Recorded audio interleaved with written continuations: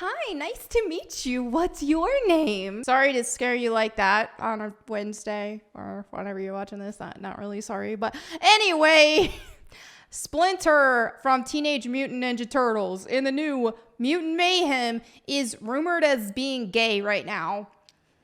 But I'm seeing two different sides of the story here. So I really wanted to dive into this, kind of do like a live reaction opinion piece type thing regarding this. Try to unpack this whole situation. And then I'll give my opinions on it. Because if he is gay, that's stupid. Given the fact that Splinter was not a gay character. I mean, he had a wife and a child, right? It's just like, trauma, wife and child dies. Guess he's into butt stuff now. It's not adding up. So let me just dive into the video here. And oh my gosh, we need dark mode. All right. So this comes to us from Bounding Into Comics, where they say here, film reviewer. Okay, hold on. Film reviewer claims Seth Rogen made Splinter gay in Teenage Mutant Ninja Turtles Mutant Mayhem, butchered the turtles. I mean, as we've seen so far, they have egregiously make-undered April O'Neil, and I've made a video about that. Got a lot of backlash for it. Was called racist because, of course, even though, hey, if you're going to race swap her, you could at least make her pretty. I swear, there is a genocide of beautiful Black women characters in nerd properties lately. They're uglifying them, as I've said in the video about Tanya from Mortal Kombat as well. Must feel awful to be a female Black nerd in this space, given how things are going. But April O'Neil shouldn't have been race swapped anyway. But if you want to watch my video, you can do that. Apparently, this is a girl too. I don't really care about that much, at least. But anyway, let's dive in. Let's unpack this. Let's get to the bottom of the situation. All right. So film reviewer and critic Price of Reason claims that the upcoming Teenage Mutant Ninja Turtles Mutant Mayhem film from Seth Rogen not only turns Splinter into a human-hating bigot, but also makes him gay. Wasn't Splinter human at one time? All right.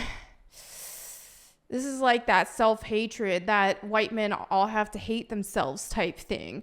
All right. So after watching an early screening of the film, Price of Reason shared his review where he notes the film takes significant liberties with not only Splinter, but the Turtles as well. That's one thing I don't like to see. That's why even the Rise of the Teenage Mutant Ninja Turtles, people were raving about it. And I genuinely tried. And then with the last movie, I believe, which I think did get pretty good fan reception, if I remember correctly, I had to tune out. I couldn't do it because I'm a Raphael fan and I just cannot stand how they changed his character so dramatically. It was like they swapped personalities between Raphael and Leonardo for some reason. I was tuned out after that. Completely tuned out after that. That's all it really took. Stay faithful to characters, man. If you're going to adapt properties that are already existing, stay faithful to the characters, please. All right, so let's continue before I just rant about Raphael. All right, so he began with the Turtles. In all the adaptations that we've seen to date, the Turtles usually take their fighting seriously. Even if they are at times a bit humorous and playful, they usually seem rather confident and competent, while each of them have certain strengths, flaws, and unique skills. True, they all have very different personalities, and that's part of what really made the Turtles so great. They also show real respect towards Splinter, who is their caretaker, but also their mentor. Dude, if they disrespect Splinter, I ain't gonna like that much, man.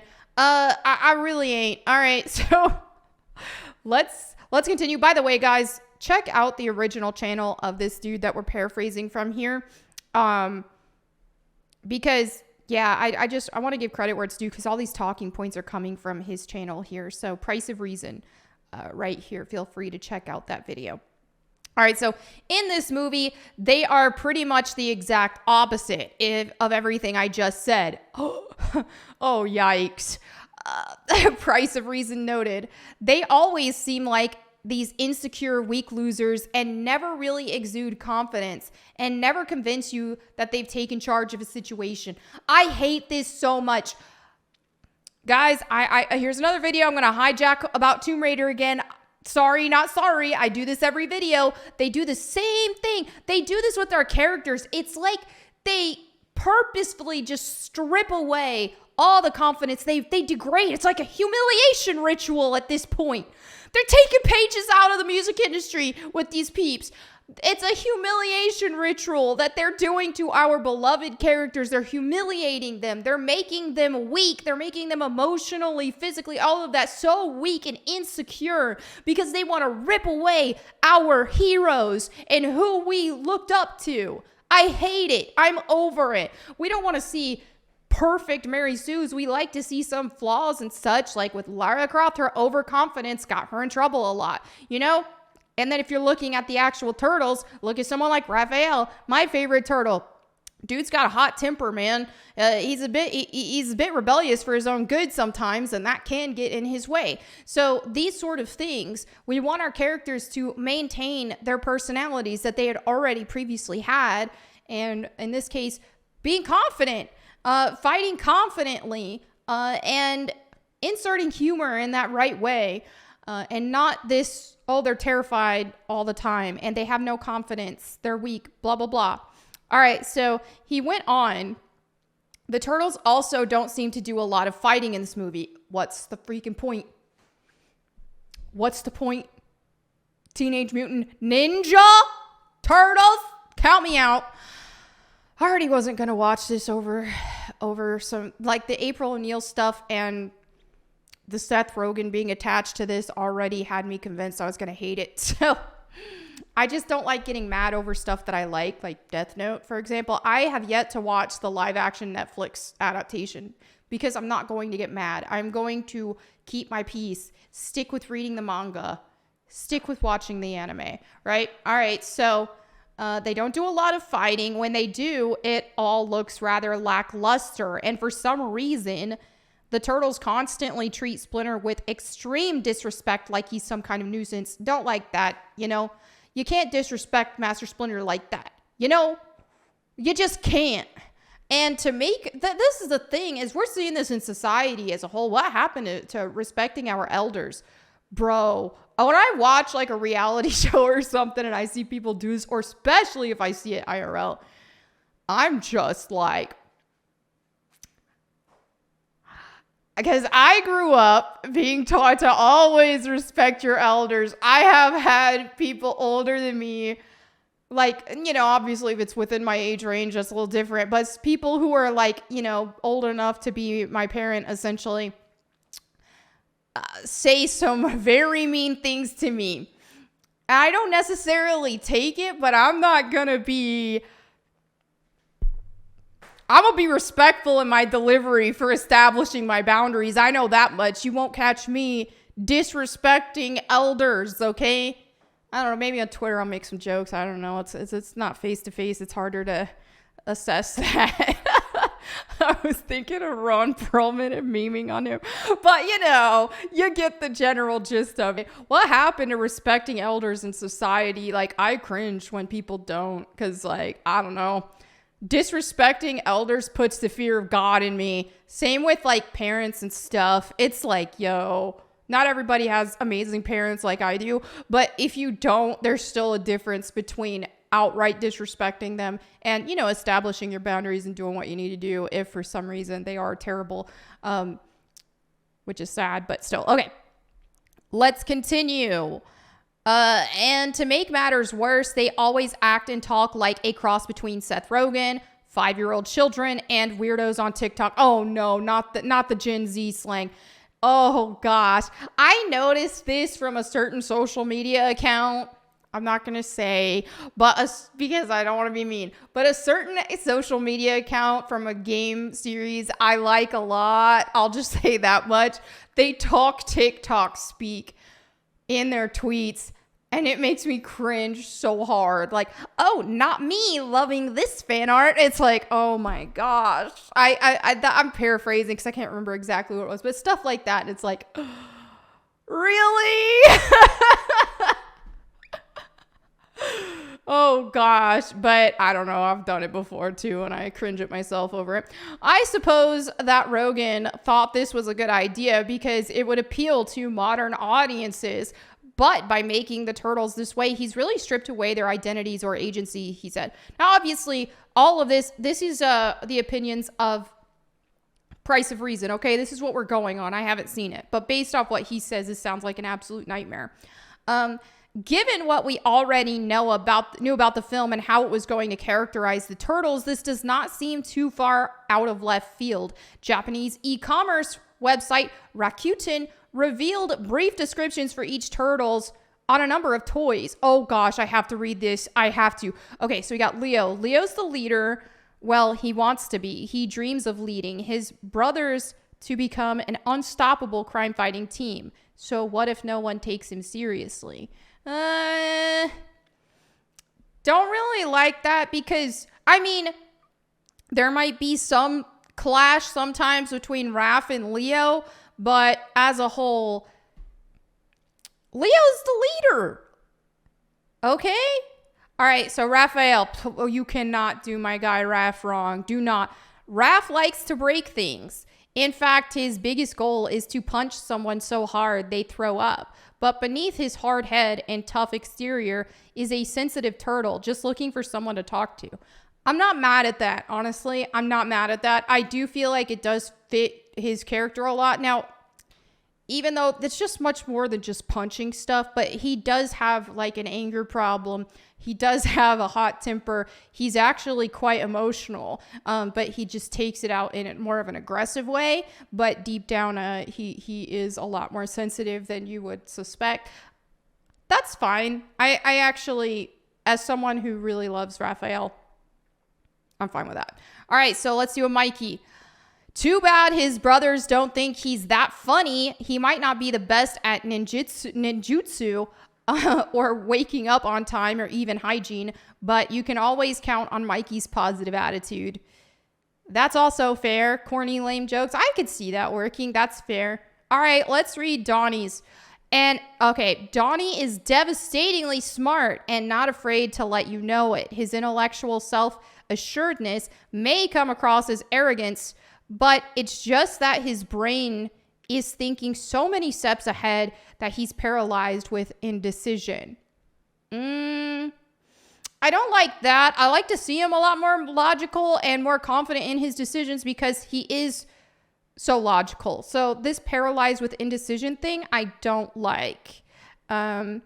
Self-assuredness, all that, that's fine. Even though I never really saw Donnie as arrogant personally. This one, okay. I feel like Mikey and Raph, I'm fine with their bios and stuff, but all right. Anyway, let me continue. Any type of thing I like, I get really involved in the characters themselves, so that's what distracts me from the overall story. I pay way more attention to characters than overall story.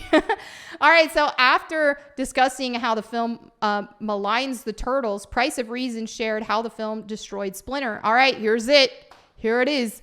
Is Splinter into butt stuff? We're going to soon find out. In all the previous adaptations, Splinter carries himself in a very wise and official way. He's a figure of authority that commands the respect of the turtles, who are also his students. In this movie, Splinter is a complete joke, and while I like Jackie Chan, who voices him, I think he wasn't properly utilized here. In addition to being an anti-human grouch, his version of Splinter always acts like a buffoon, constantly trying to appease the turtles when they complain to him. I don't like this. I like Splinter to be wise and fatherly, and not fatherly in an old grumpy grandpa way, but wise and fatherly. So this feels like complete disrespect to this character to me. Price of Reason then revealed they made him a homosexual.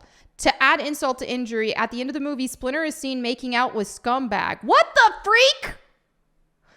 And then professing his love for Scumbag, who he seemingly enters into a relationship with. People are saying he wasn't actually gay. That seems pretty conclusive to me. Oh, like, that's just retarded, bro. That's retarded. And also, this is meant for children. And people will argue and say, like, well, what's wrong with that? If they can show straight couples, why can't they show gay couples? I'm sorry. I just can't support promoting sodomy to children. I can't. You know, what people do as adults, it's their business. They don't need my approval of it. Obviously, I'm a Christian, so I believe it to be a sin, but they don't need my approval, just like any straight person doesn't need my approval if they are fornicating or whatever. But come on, bro. Come on. Now, that in and of itself is already out of character for Splinter. Duh. Like, come on, man. As we've known him for years, as it just doesn't seem like something he would do. But then later, after researching the character posters for this movie and also consulting with Tom from Midnight's Edge, I've come to the conclusion that they've decided to present Splinter in this movie as an LGBT character, a creative decision that I disagree with, since he's never been presented that way in the 40 years that this franchise has existed. See, this is Scumbag. So people were trying to argue that's it, because I said earlier, okay, Scumbag, they're saying Scumbag's a girl, but that's not the case. Scumbag is a dude. Look at this, even in the promotional material. Scumbag as himself. Okay? Scumbag's a dude, bro. Oh my, cringe. Oh. Price of Reason then revealed. Now, I'll admit that it was done in a somewhat ambiguous and quiet way. I also sense that with the recent developments of companies like Target and Budweiser, this aspect of the movie seemed to be toned down. And although initially there were a few places that posted posters for Scumbag presenting him as male, they're not as widespread as some of the posters we see online. But the poster does exist, and I want to believe that it's genuine. So I guess there's no other way to interpret it. Make of that what you will. Because I did see this tweet from Harley from Epic Mealtime where he quotes Keemstar's here tweet here saying that they made Splinter gay. And I almost said Splinter Cell. They made Splinter gay. And he goes, I just found out that Splinter is not gay in the new TMNT movie from people who actually saw the movie. Why do y'all think they are spreading this lie? He didn't see it. I can see why he would think that he's not. And he goes, apparently so. Multiple people messaged me that actually saw the movie. They referenced the one scene at the end, and it's still completely inconclusive. I think that is fair for him to be of this opinion. But once you dive into it further and seeing this poster that does absolutely say Scumbag as himself, or it's referencing Scumbag as a male, then that's pretty conclusive to me. But without that further backstory, I can see why people would not know for sure. And I can see why people who just go to watch the movie aren't going to automatically think gay. I haven't seen this character talk or anything like that, but this thing does seem gender ambiguous, and there's some pink there and all that stuff. So some people might think it's a girl. Some people might think it's nothing, or, you know, an asexual mutant, you know, it's just, so I get it. Well, yeah, not necessarily asexual, but a genderless mutant, I should say. But come on now, let's be real. They snuck in Splinter's being gay because they clearly intended this character to be male as seen in the poster here.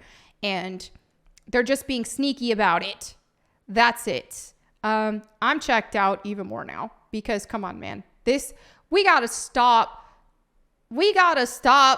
supporting this kind of stuff that is indoctrinating children. It's just like, they're trying to recruit children into this alphabet cult, and it's just wrong. It's just completely wrong. There's no other way around it. So yeah, that's gay. That's definitely gay. So anyway, there you have it for this video today. Let me know what you think in the comments below. Thank you so much for hanging out with me. I'll catch you next time. And in the meantime, go boom.